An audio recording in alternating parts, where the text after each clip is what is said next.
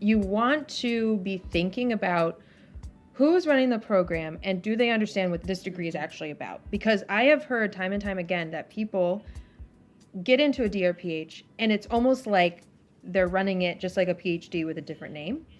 And people will be like, I'm basically doing everything that the PhD students are doing. Like, what's going on? Hello, everyone. I am Lauren Youngimon, the president of the DrPH Coalition, and you are listening to the Public Health Insights podcast. You're listening to the Public Health Insight podcast, your go-to space for all things public health and global health, from the Sustainable Development Goals to the social determinants of health, as well as interesting dialogues about the diverse career opportunities that exist in these fields. Remember to subscribe to the podcast and leave us a rating on Apple Podcasts and Spotify so other people like you can benefit from our content. Before we move on, it is important to note that the views expressed in this podcast are our own and do not necessarily represent any of the agencies or organizations we work for or are affiliated with. Let's shift gears to our rapid fire segment called Insight Blitz. Are you all ready?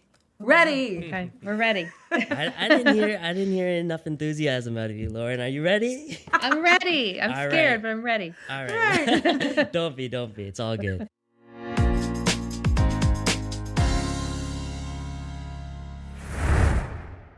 Okay, so welcome to our rapid fire segment called Insight Blitz. We'll ask you questions or read some statements, and you will provide a very brief response. Let's begin. Okay. All right. So, Lauren, what's your favorite thing to do in your spare time? Oh, wow. I have two corgis. Well, Marissa and I both have corgis. We both. So, yeah. RPH And so thing, or- it's No. It's a requirement to have a corgi. It's No. a requirement. So I love taking mine to the dog park and just letting them run. Getting all that hurting energy out. Awesome. Marissa, how about yourself? What's your favorite thing to do in your spare time? Online shopping, and which I'm not proud of, but listen, I speak my truth. And I'm also a Zumba instructor, so I love working out and like empowering women and men and them to come into this space and figure out how to connect mind, body, spirit, and incorporate dance into all of those things. What is the worst piece of advice you've ever received? Man, we got to do another podcast for that, but for the whole thing. But I'll give you a really quick one. Somebody told me to not pursue advanced degrees because they were like, you don't need them. And this person had multiple advanced degrees, was also foreign. But I feel like it was just the worst advice that I could have ever gotten. And obviously I didn't listen. So not to pursue advanced degrees was what I was told very early on in my career. All right. You showed them, for sure. Yeah, I know. Right. Good for you. All right. Worst piece of advice for you, Lauren? Oh, wow. That's a really good question. I mean, I guess probably not to negotiate salary. Yep. The one. That's a whole other podcast. Women very much don't Yep. negotiate salary, but negotiate your salaries, ladies, because you usually get some more money. Yeah, you will miss a bag if you do not negotiate. Yes. I think Yes. we've heard the top two in the same episode, LaShawn. Yeah. The top two worst episodes. Yeah, those are pretty Wow. Wow. There's some people out there giving some There's bad some advice. haters out here, bad. okay? It's pretty bad. Wow. All right. So back to you, Lauren. What is the most important thing you did while you're still in your DrPH program? That's a great question. I would say connecting with my cohort has been super helpful. Again, I'm on an online program. I've never met these people in real life. Never even been to I've never seen campus, right? But we immediately, when we figured out we were in the same cohort, we started little group chats together. Every single class, someone makes a group chat. Now that we're doing our candidacy exam studying, we've been getting together every single week to like review stuff. I'm going, Ellen, you're not alone. You got people that are in the same boat as you. And so I think making those connections, even from afar, has been just super powerful, super helpful. and you feel much more connected, even if you're away. You feel like, okay, I've got people, they understand what I'm going through, and they can help me out. Awesome. And Marissa, how about yourself?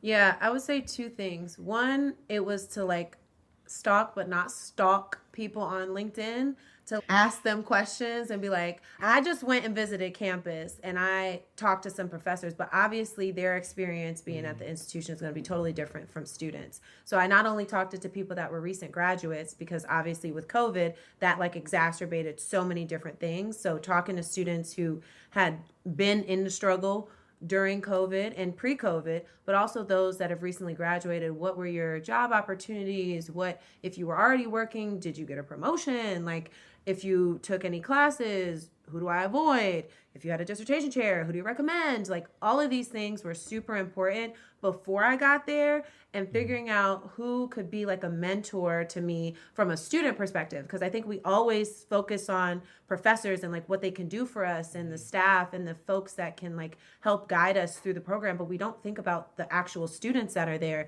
that can also serve in those different capacities as well. So I think that that was a huge thing for me, is connecting to folks via LinkedIn or via email to figure out who were alums of this institution, and figure out some ways to maneuver that.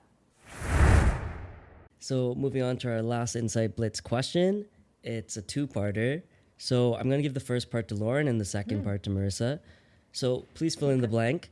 A PhD is fit for blank. Researchers.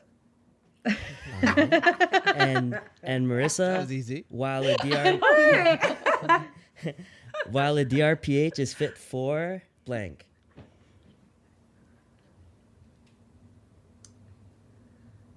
The PhD is fit for researchers, but the DrPH is fit for multifaceted individuals that want to make a difference in this world through social change and equity, diversity, inclusion, and justice. Wow, count me That was in. more than one word, but Count Well, me it was in. kind of flowed. She flowed it. I'll She allow didn't it. break It was a twice, run-on so it counts. sentence. Yeah, we'll allow that one. We'll allow that one.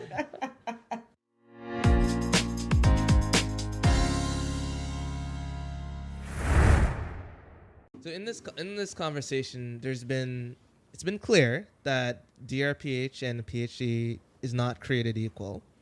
And it's also clear from hearing both of you speak too that not all DrPH programs themselves are created equal. You talked about the different requirements to enter and the different requirements to graduate. So Right. can you fill us in on what people should be looking out for more specifically when I maybe get into 2 or 3 different programs? What's my decision criteria looking like depending on my situation? And I'll maybe start with you on this one, Marissa. Yeah, so I think from my perspective, when I had the opportunity to apply to different programs, unfortunately, I only got into one, but that is not uncommon. A lot of people will apply to several programs and only get into one. And I think that it was good for me because it just made the decision a lot easier. But for folks who get into multiple, I think it goes back to what I just spoke about, is who did you connect to student-wise that talked about their experience and was very raw with you and was honest? And then what professors are doing work surrounding issues that you're passionate about? Because you have to be passionate about this for more than just a year. You have to be passionate about it for at least 4 to 7 years. So you need to find something that nobody can take away from you. And when you get this degree, you are a subject matter expert of this much information, this right here. So don't focus on all of this out here. You need to focus on what can you make a change for and what are you passionate about. And I think that is something that is a huge takeaway for when you're deciding on the program. And then if you don't want to be in person, you don't have to be. But if you're working full time, and you know that you have a busy schedule and you know you have a lot of things to balance, you need to figure out what program is going to reflect that. Are the students that are currently going there, do they look like what you are currently going through?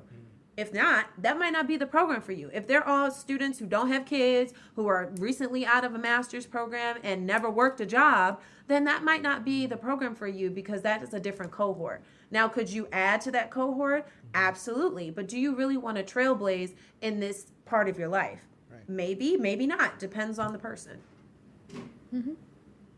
Yeah, I would just echo, what you said, and just to add, I don't remember exactly how many I got into, but it was probably 3-ish. So I had a couple options. I think one thing to think about is basically a lot of programs will be run by someone with a PhD. And so you want to be thinking about who is running the program and do they understand what this degree is actually about? Because I have heard time and time again that people get into a DrPH and it's almost like they're running it just like a PhD with a different name.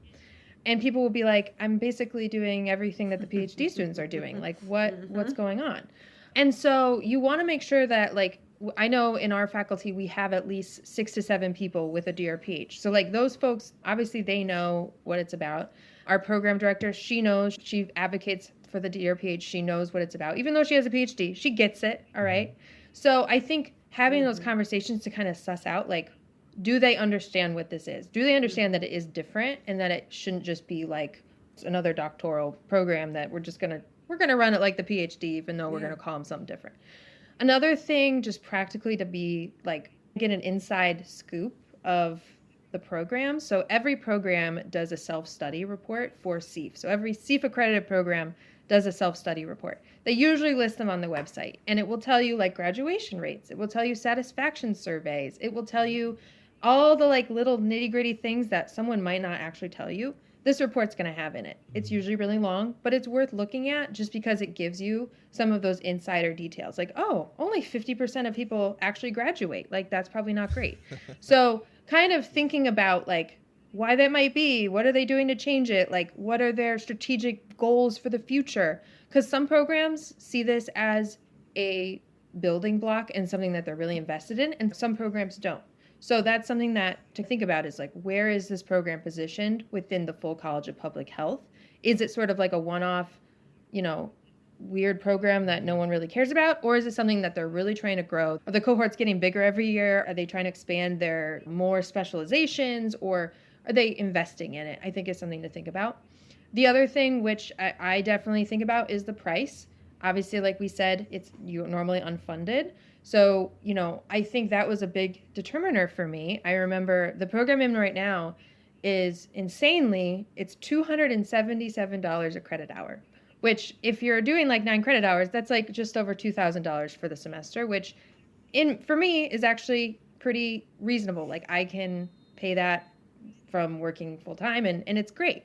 Some places it's $2,000 a credit hour. So that's going to add up, right? So when you're thinking about a program, I think it's always going to come back to financials and making sure that you can do those maths and figure out like, okay, at the end of this is how much this is going to cost me and whether or not, I'm going to need to get loans or can pay out of pocket for it or whatever. So I think those are some things I remember kind of. Can I add one more thing? Because Lauren just touched on this, the funding, because Mm-hmm. there is funding, there is minimal funding, but there is some funding out there. And for some DrPH programs, they do have something that is like a commitment.